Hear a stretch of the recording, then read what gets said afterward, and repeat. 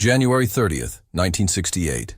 The humid Saigon dawn carried the distant sound of firecrackers, or what the Americans hoped were firecrackers.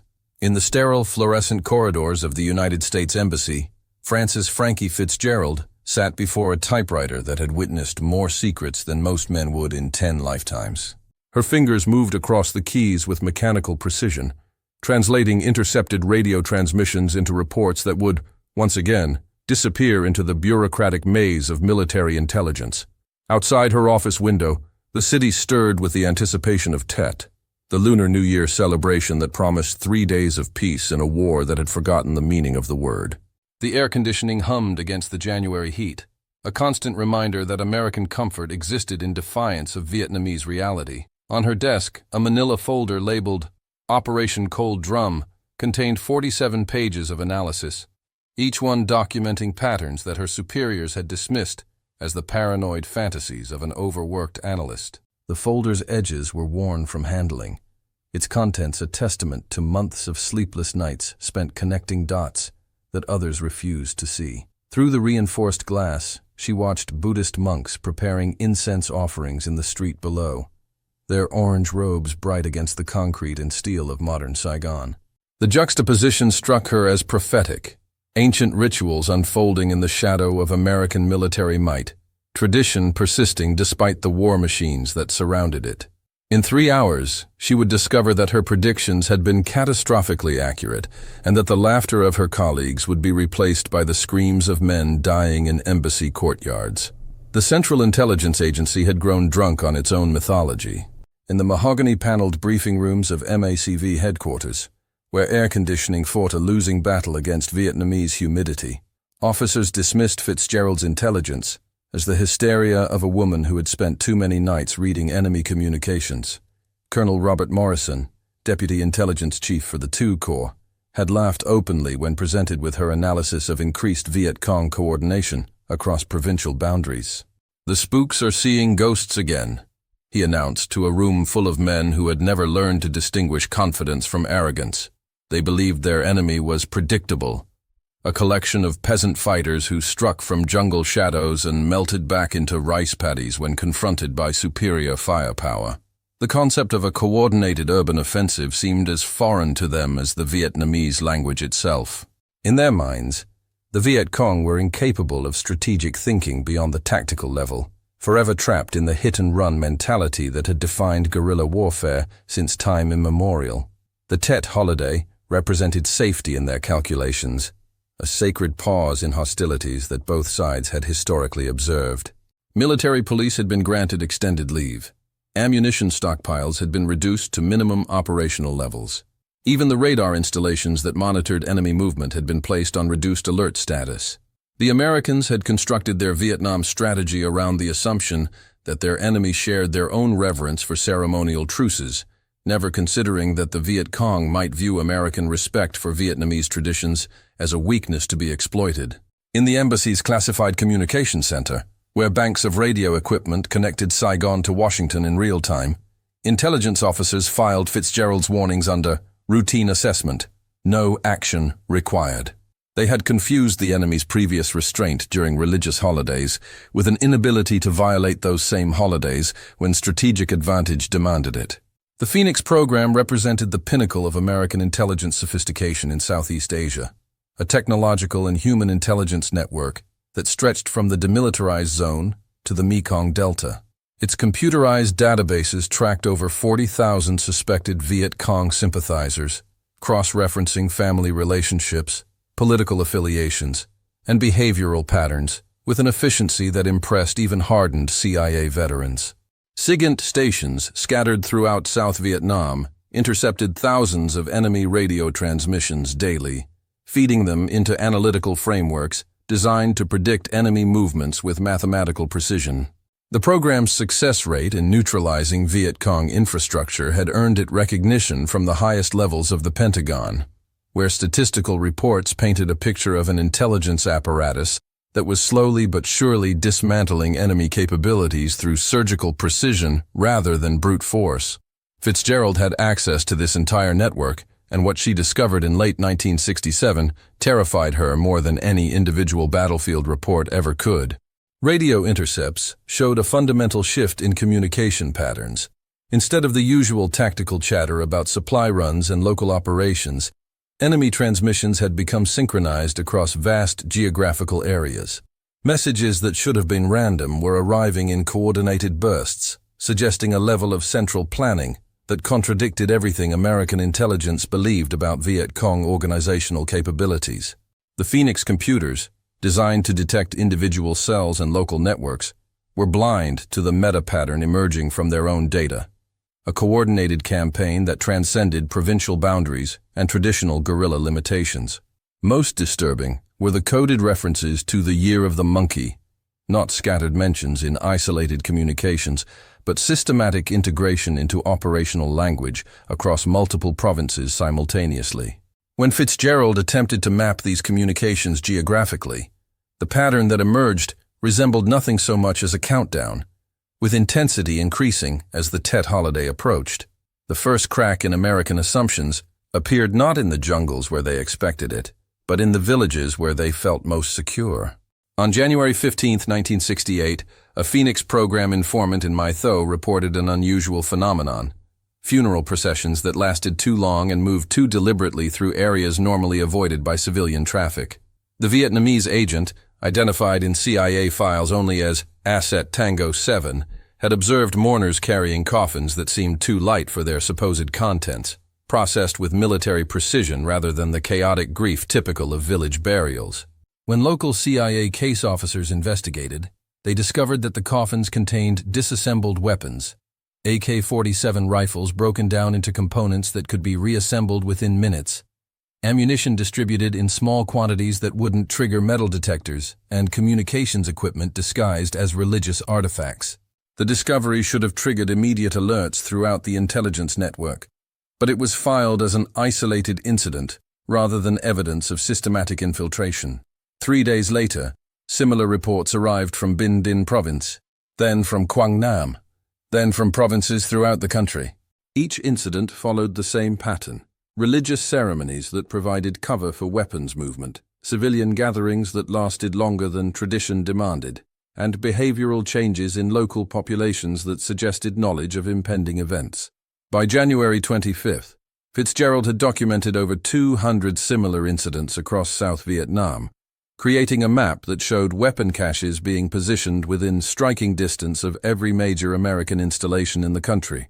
Her superiors dismissed the pattern as coincidence, arguing that funeral processions were common enough in wartime Vietnam to create false correlations in any analytical framework. The possibility that their enemy had developed the organizational sophistication to coordinate such an extensive deception campaign across multiple provinces simultaneously seemed beyond the realm of possibility to officers who had built their careers on the assumption of American technological and tactical superiority. The night of January 29th transformed skepticism into terror, with the brutal efficiency of a switchblade opening. At 23:47 hours, the first rocket-propelled grenades struck American installations in Quang Tri province, followed within minutes by coordinated attacks on compounds in Kon Tum, Nha Trang, and Da Lat. The simultaneous nature of the assaults shattered every assumption American intelligence had made about enemy capabilities, revealing a level of coordination that suggested months of detailed planning and communication networks, far more sophisticated than anything the Phoenix program had detected. In the embassy's communications center, where banks of radio equipment connected Saigon to military installations throughout South Vietnam, chaos replaced routine as reports flooded in from across the country. Each transmission brought news of attacks that shouldn't have been possible. Urban assaults launched by forces that were supposed to be hiding in remote jungle strongholds. Coordinated operations executed with precision that belied the Americans' assessment of Viet Cong organizational capabilities. Fitzgerald sat in the radio room listening to panicked voices describe scenes that matched her predictions with horrifying accuracy, watching as the intelligence failure she had tried desperately to prevent unfolded in real time across the entire country. The attack patterns were too similar to be coincidental, too widespread to be opportunistic, and too well coordinated to represent anything other than a centrally planned offensive that had been months in preparation. Static-filled transmissions from besieged installations described attackers who knew exactly where to strike. Ammunition depots exploding in sequence, command posts targeted with surgical precision, communications equipment destroyed before effective counter-coordination could be established. The enemy had not simply launched surprise attacks. They had demonstrated intimate knowledge of American defensive weaknesses that could only have been gathered through extensive intelligence preparation of the battlefield. The revelation struck Fitzgerald like a physical blow as she stood in the embassy's emergency operations center, surrounded by maps that now showed enemy attacks at every major American installation in South Vietnam. This was not the random escalation of guerrilla harassment that American planners had anticipated. It was a coordinated national offensive designed to shatter the psychological foundation of American presence in Southeast Asia. The enemy had not merely attacked American positions. They had attacked the American belief that Vietnamese forces were incapable of strategic thinking beyond the local level.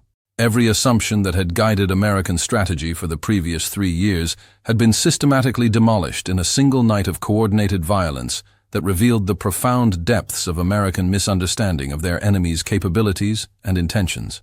The Viet Cong had achieved something that American intelligence had deemed impossible. They had maintained operational security across an operation involving thousands of participants, while positioning weapons and personnel within striking distance of targets throughout an entire country. The implications were staggering in their scope and devastating in their clarity. If the enemy could coordinate operations of this magnitude while remaining undetected by the most sophisticated intelligence apparatus in history, then American assumptions about controlling the pace and location of military engagement had been fatally flawed from the beginning. Standing in a room filled with the electronic chatter of men calling for reinforcements that might not arrive, Fitzgerald understood that she was witnessing more than a military defeat. She was watching the collapse of an entire strategic paradigm built on technological superiority. The enemy had not simply outfought American forces. They had outthought American intelligence, demonstrating organizational capabilities and strategic patience that transformed them from a guerrilla nuisance into a revolutionary movement capable of challenging American presence on a national scale. The escalation that followed transformed the character of American involvement in Vietnam. From a conflict they believed they were winning into a war, they suddenly realized they had never understood. Within hours of the initial attacks, emergency communications protocols overwhelmed the military's secure communication networks as desperate calls for reinforcement and resupply flooded in from installations that had been considered secure just days before. The 1st Air Cavalry Division, operating from An Chi, found itself simultaneously defending its own base while attempting to provide support to besieged installations throughout the 2nd Corps Tactical Zone, a mission that exceeded their operational capacity by orders of magnitude. Helicopter pilots who had grown accustomed to operating in relatively permissive environments suddenly found themselves flying into landing zones under direct enemy fire, their aircraft becoming flying coffins as ground-based anti-aircraft weapons that intelligence had claimed were concentrated in remote border areas appeared throughout urban environments.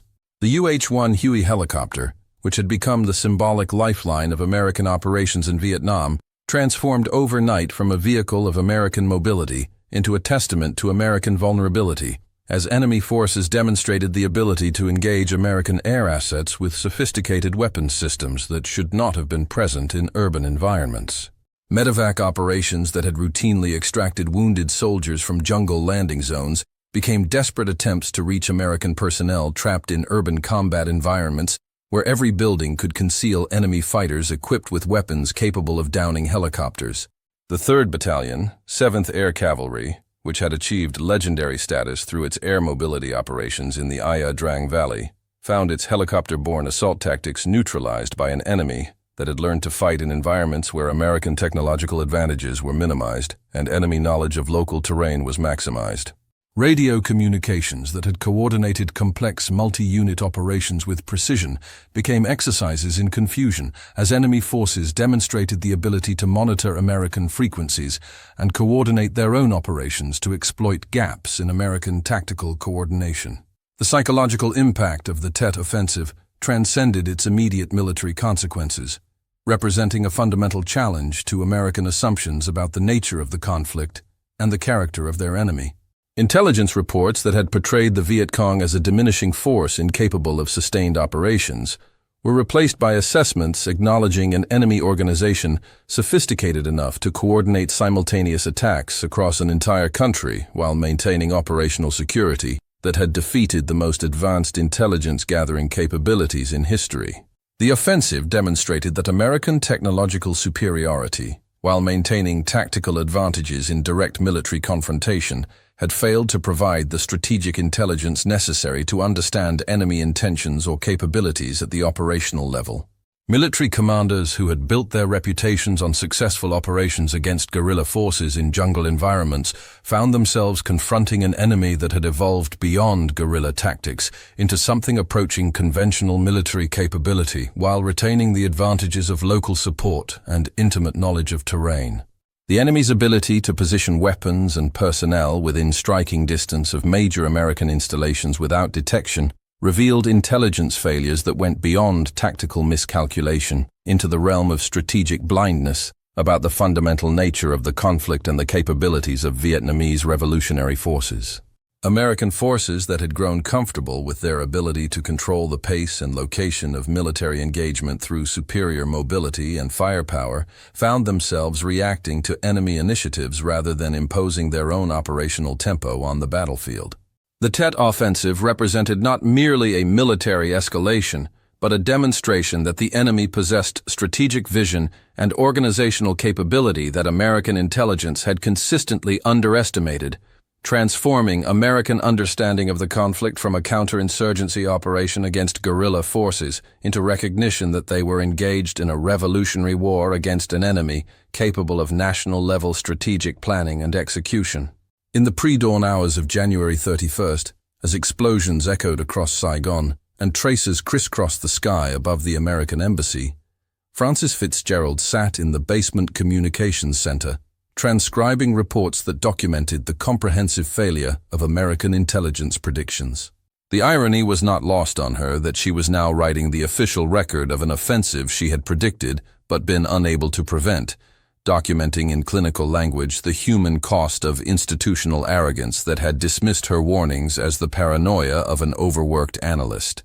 The reports arriving from across South Vietnam painted a picture of American installations under siege by forces that had materialized seemingly from nowhere, but had actually been positioning themselves for months under the cover of religious celebrations and civilian movements that American intelligence had failed to recognize as military preparation.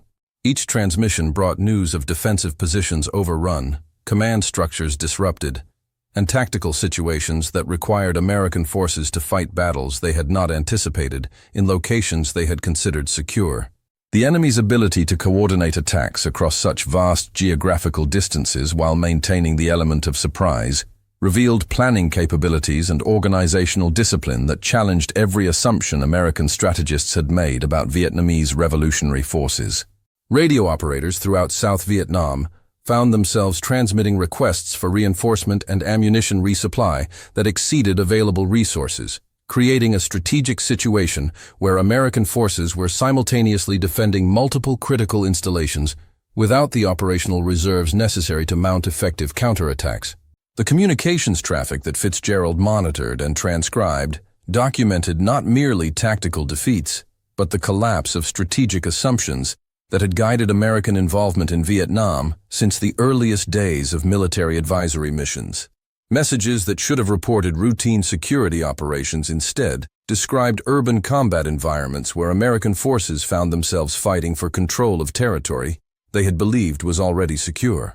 The human cost of intelligence failure became tragically apparent as casualty reports arrived from installations throughout South Vietnam, each transmission documenting the price paid by American soldiers for their commanders' failure to understand the enemy they were fighting. Medical evacuation helicopters that had become symbols of American ability to preserve life through superior technology and logistics found themselves unable to reach wounded personnel trapped in combat environments where enemy forces had positioned anti-aircraft weapons with deadly effectiveness. The 3rd Surgical Hospital in Binh Thuy, which had handled routine casualties from jungle operations with professional efficiency, was overwhelmed by the volume and severity of injuries resulting from urban combat operations, for which American medical facilities had not been designed. Doctors who had grown skilled at treating wounds from small arms fire and booby traps found themselves confronting injuries from coordinated attacks involving rocket-propelled grenades, mortars, and explosive devices that caused trauma patterns more severe than anything they had previously encountered in Vietnam. The enemy's tactical evolution from guerrilla harassment to coordinated urban assault had created casualty situations that exceeded the capacity of medical facilities designed to handle the predictable flow of injuries from counterinsurgency operations.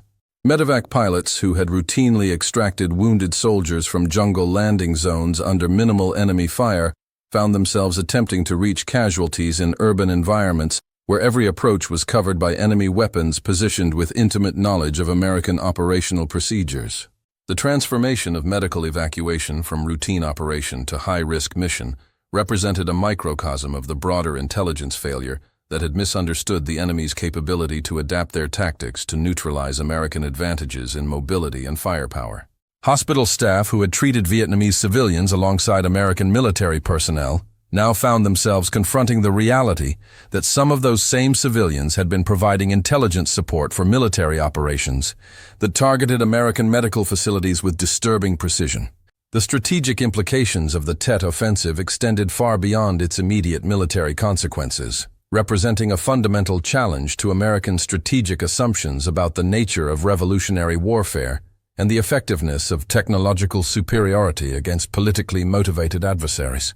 Intelligence assessments that had portrayed the conflict as a manageable counterinsurgency operation against a diminishing enemy force were replaced by recognition that American forces were confronting a revolutionary movement capable of national-level strategic planning and execution despite operating under the pressure of continuous American military operations. The enemy's ability to maintain operational security across such an extensive operation, while coordinating simultaneous attacks throughout South Vietnam, demonstrated organizational capabilities that challenged basic assumptions about the relationship between technological superiority and strategic intelligence. Military planners, who had designed American strategy around the assumption that superior firepower and mobility would allow them to control the pace and location of military engagement, found themselves reacting to enemy initiatives that exploited weaknesses in American strategic thinking rather than American tactical capabilities. The offensive revealed that American intelligence, despite its technological sophistication and extensive human networks, had failed to understand the fundamental political character of the conflict and the degree to which enemy forces could rely on popular support to sustain operations of unprecedented scope and complexity. Strategic communications that had emphasized American progress in pacification programs and enemy force degradation were contradicted by an offensive that demonstrated the enemy's ability to recruit, train, and position thousands of fighters throughout areas that American intelligence had considered relatively secure. The Tet Offensive represented not merely a tactical surprise, but a strategic revelation that American involvement in Vietnam was based on fundamental misunderstandings about the nature of revolutionary warfare and the limitations of conventional military advantages when confronting politically motivated adversaries fighting for national independence on their own territory. The aftermath of the offensive forced American intelligence to confront the uncomfortable reality that their most sophisticated analytical frameworks had failed to predict or prevent an operation that transformed the strategic landscape of the Vietnam War through its demonstration of enemy capabilities that had been consistently underestimated. Francis Fitzgerald's analysis, which had been dismissed as alarmist speculation just days before, was now recognized as the most accurate assessment of enemy intentions available to American intelligence services, raising disturbing questions about institutional biases that had prevented senior officials from taking seriously intelligence that contradicted their preconceived notions about enemy capabilities. The failure was not merely analytical but institutional, reflecting systematic problems with intelligence evaluation processes that prioritized information, confirming existing assumptions, while dismissing intelligence that suggested more threatening enemy capabilities. Military commanders who had built their careers on successful operations against guerrilla forces in jungle environments found themselves confronting an enemy that had evolved beyond guerrilla tactics, while retaining the advantages of local support and intimate knowledge of terrain that neutralized many American technological advantages. The offensive demonstrated that American strategic thinking had failed to adapt to an enemy that was simultaneously more sophisticated and more determined than American intelligence had recognized, capable of coordinating complex operations while maintaining the popular support necessary to sustain revolutionary warfare against technologically superior adversaries. Intelligence officers who had dismissed reports of increased enemy coordination as routine tactical adjustments were forced to acknowledge that they had witnessed the preparation phases of a strategic offensive that demonstrated organizational capabilities exceeding anything American intelligence had attributed to Vietnamese revolutionary forces. The Tet Offensive represented the culmination of intelligence failures that extended beyond individual analytical mistakes into systematic institutional blindness about the fundamental nature of the conflict and the character of American adversaries in revolutionary warfare environments.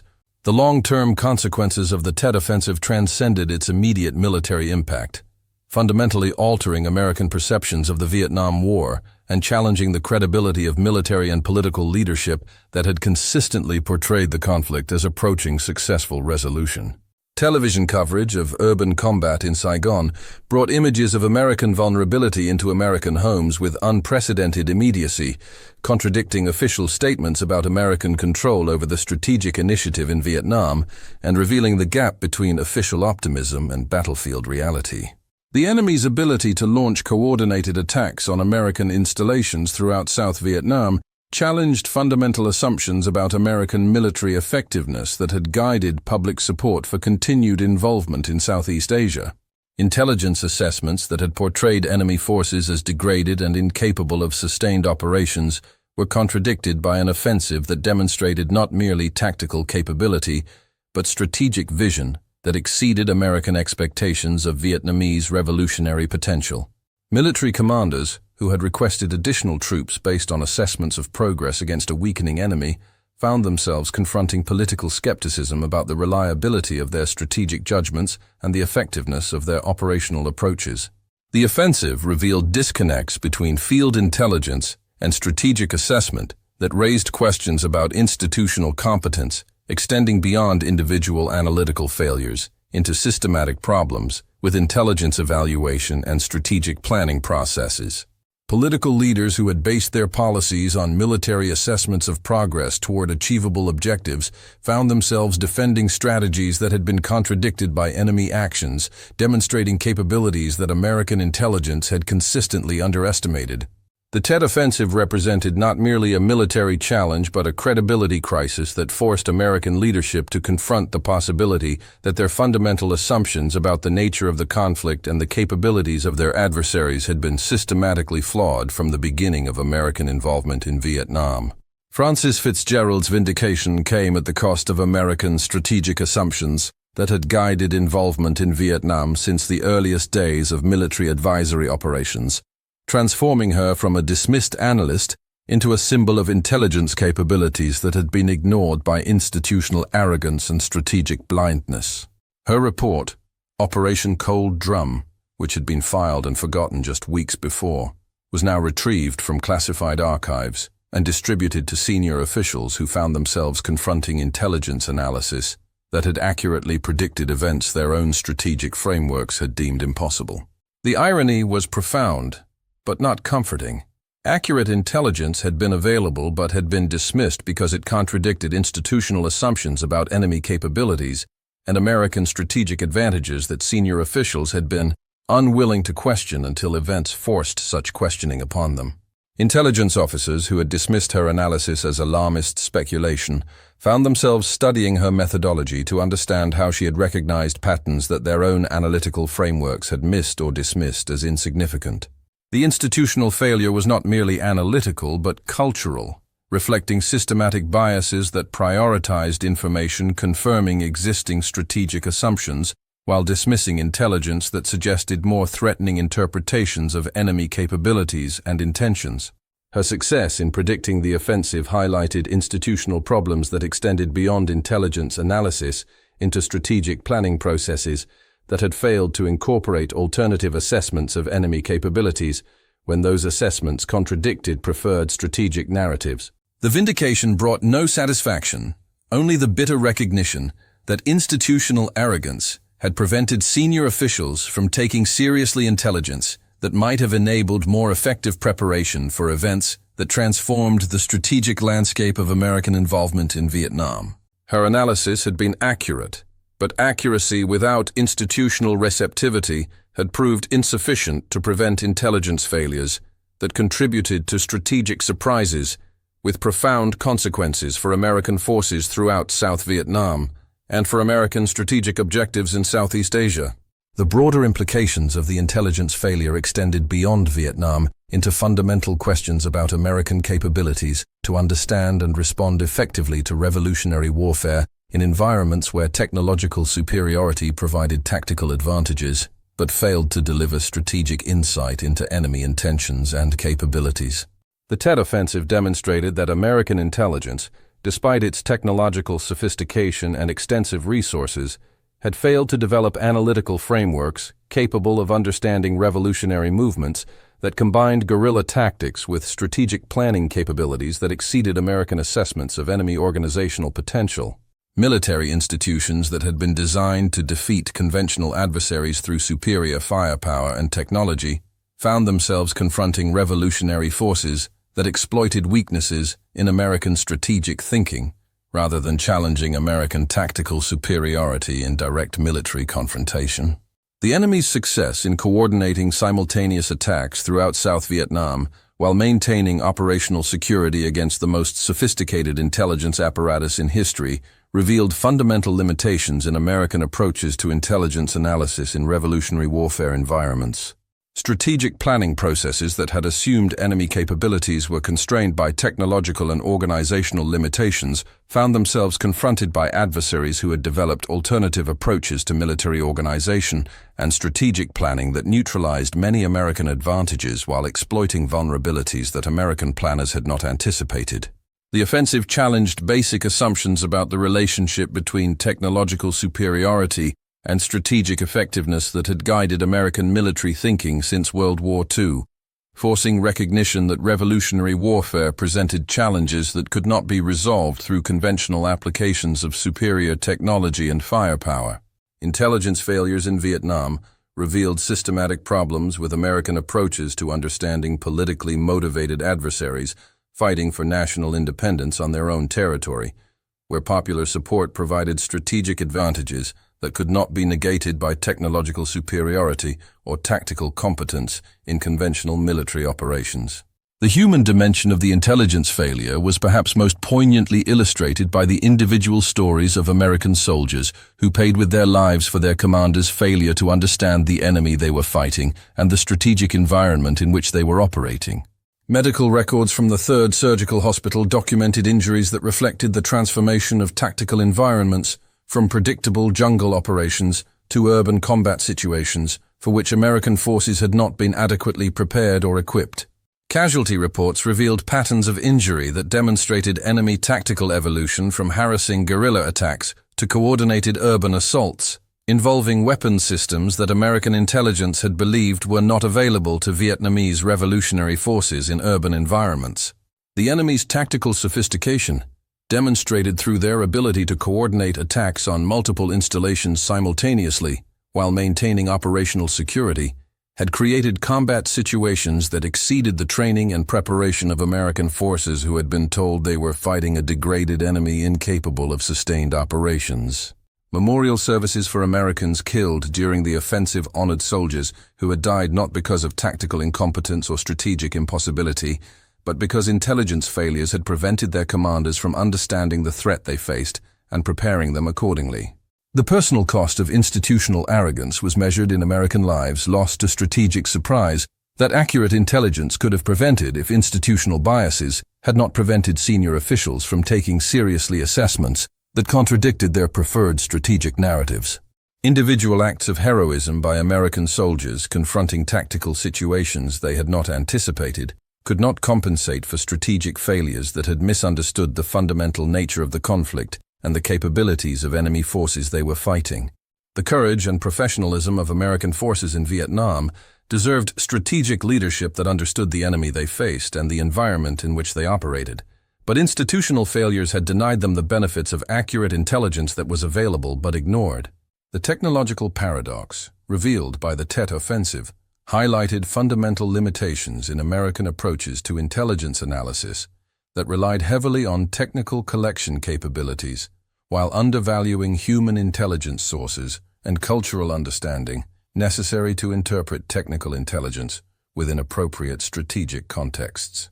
American SIGINT capabilities, which had intercepted thousands of enemy communications, had provided the raw intelligence necessary to predict the offensive, but analytical frameworks had failed to recognize the significance of patterns that indicated coordinated planning beyond the local level. The Phoenix program's computerized databases had tracked individual enemy operatives with impressive precision, but the analytical systems had been blind to organizational capabilities that transcended individual cells and local networks. Technological sophistication in intelligence collection had not translated into strategic insight because analytical processes had been constrained by institutional assumptions that prevented recognition of intelligence, indicating enemy capabilities that senior officials believed were impossible. The enemy's success in maintaining operational security across such an extensive operation demonstrated that technological advantages in intelligence collection were insufficient when analytical frameworks were constrained by strategic assumptions that prevented accurate interpretation of available intelligence. American intelligence capabilities, despite their technological superiority, had failed to develop the cultural understanding necessary to recognize that Vietnamese revolutionary forces might approach strategic planning and organizational development differently than American planners expected based on conventional military experience. The Tet Offensive revealed that technological capabilities without cultural understanding and analytical flexibility could produce intelligence failures even when technical collection systems provided accurate information about enemy activities and intentions. Intelligence systems that had been designed to support conventional military operations against conventional adversaries had proved inadequate for understanding revolutionary movements that combined traditional guerrilla tactics with strategic planning capabilities that exploited weaknesses in American strategic thinking rather than challenging American tactical superiority directly. The strategic recalibration that followed the Tet Offensive forced American military and political leadership to confront uncomfortable questions about institutional competence and strategic assumptions that had guided involvement in Vietnam since the earliest days of American advisory missions in Southeast Asia. Military commanders who had requested additional troops based on assessments of progress against a weakening enemy found themselves defending strategic judgments that had been contradicted by enemy actions demonstrating capabilities that exceeded all previous American intelligence estimates. Political leaders who had based their policies on military assessments, emphasizing progress toward achievable objectives, were forced to confront the possibility that fundamental assumptions about American strategic advantages and enemy limitations had been systematically flawed throughout the period of American involvement in Vietnam. Intelligence institutions that had prided themselves on technological sophistication and analytical rigor faced recognition that their most important strategic assessments had failed to predict or prevent events that transformed the strategic landscape of American involvement in Southeast Asia. The credibility crisis extended beyond individual analytical failures into systematic problems with institutional processes that had consistently prioritized information confirming existing strategic assumptions while dismissing intelligence, suggesting more threatening interpretations of enemy capabilities and strategic intentions. Strategic planning processes that had assumed American technological and tactical superiority would enable control over the pace and location of military engagement found themselves confronted by enemy initiatives that exploited vulnerabilities in American strategic thinking rather than challenging American military capabilities directly. The necessity for strategic recalibration represented acknowledgement that American involvement in Vietnam had been based on fundamental misunderstandings about the nature of revolutionary warfare and the limitations of conventional military advantages when confronting politically motivated adversaries fighting for national independence on their own territory with extensive popular support. The intelligence legacy of the Tet Offensive extends beyond its immediate impact on American involvement in Vietnam into broader questions about institutional learning and adaptive capacity in intelligence organizations, confronting strategic environments that challenge existing analytical frameworks and institutional assumptions. Francis Fitzgerald's analysis, which had accurately predicted events that senior officials dismissed as impossible, became a case study in institutional biases that prevent intelligence organizations from incorporating alternative assessments when those assessments contradict preferred strategic narratives supported by senior leadership. The failure was not merely analytical but institutional, reflecting systematic problems with intelligence evaluation processes that had developed mechanisms for confirming existing assumptions while creating barriers to intelligence that suggested the need for fundamental reconsideration of strategic approaches and enemy capabilities. Intelligence organizations that had invested heavily in technological collection capabilities learned that technical superiority without analytical flexibility and cultural understanding could produce strategic blindness, even when accurate intelligence was available through technical and human intelligence sources. The offensive demonstrated that intelligence effectiveness required not merely sophisticated collection capabilities, but institutional cultures that encouraged critical analysis of strategic assumptions and willingness to incorporate intelligence that challenged institutional preferences about strategic environments and enemy capabilities. Institutional learning from intelligence failures required acknowledgement that analytical frameworks developed for conventional military environments might be inadequate for understanding revolutionary movements that approached strategic planning and tactical operations differently than conventional military organizations. The Tet Offensive represented not merely an intelligence failure, but a challenge to institutional assumptions about the relationship between technological superiority and strategic effectiveness that had guided American intelligence thinking since World War II. Forcing recognition that revolutionary warfare presented analytical challenges that required fundamental reconsideration of intelligence approaches and institutional priorities. In the aftermath of the offensive, as American forces throughout South Vietnam struggled to comprehend the strategic implications of their enemy's demonstrated capabilities, Frances Fitzgerald completed her final intelligence assessment of the events that had vindicated her analysis while challenging fundamental assumptions about American strategic effectiveness in Vietnam.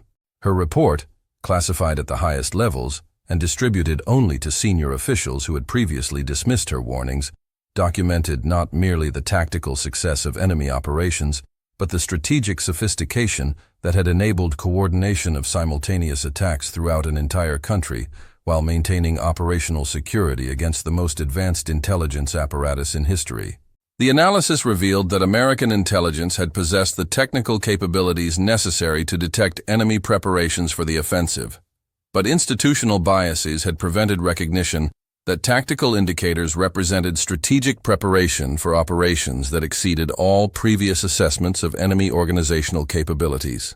Her recommendations extended beyond tactical improvements in intelligence analysis into institutional reforms necessary to develop analytical frameworks capable of understanding revolutionary movements that combined guerrilla tactics with strategic planning capabilities that challenged conventional military thinking about enemy limitations and American advantages. The vindication brought no personal satisfaction, only professional recognition that accurate intelligence without institutional receptivity was insufficient to prevent strategic surprises that could have been avoided if analytical processes had been more flexible and institutional leadership more willing to question strategic assumptions that contradicted available intelligence. Her final assessment concluded that American involvement in Vietnam had been based on fundamental misunderstandings about the nature of revolutionary warfare that no amount of tactical competence or technological superiority could overcome without strategic recalibration based on realistic assessment of enemy capabilities and political motivations.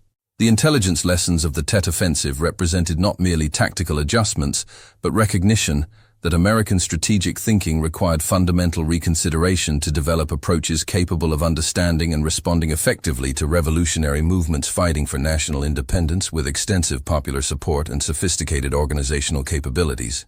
The human cost of institutional arrogance was measured not merely in American casualties during the offensive, but in the broader strategic consequences of intelligence failures that contributed to prolonged involvement in a conflict that American leadership had fundamentally misunderstood from its earliest stages.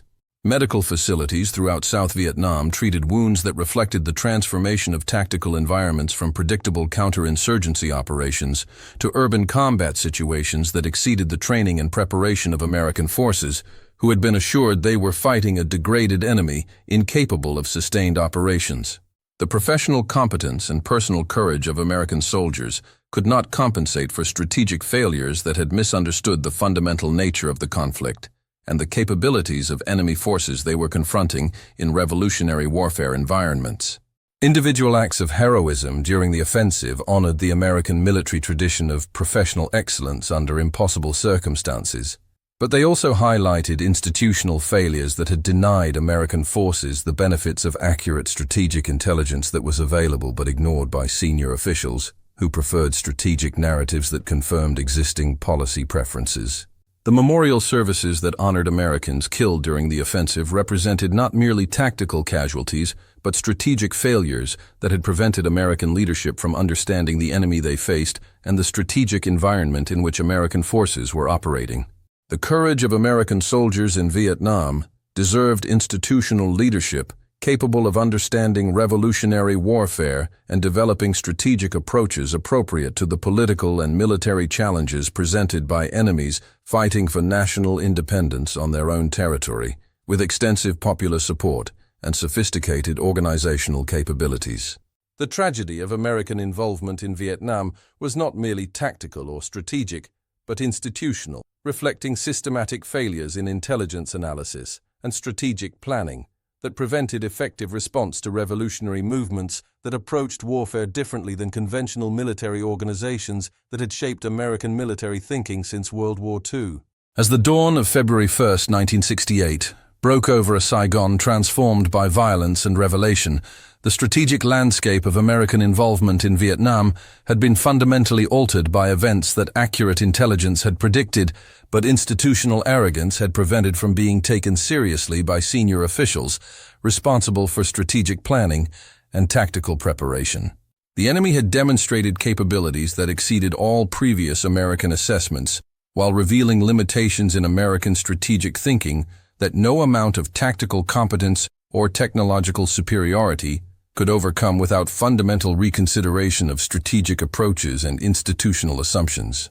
Francis Fitzgerald's vindication represented not merely analytical accuracy, but institutional failure to incorporate intelligence that challenged preferred strategic narratives, contributing to strategic surprise that could have been avoided if analytical processes had been more flexible and institutional leadership more willing to question assumptions about enemy capabilities and American advantages in revolutionary warfare environments.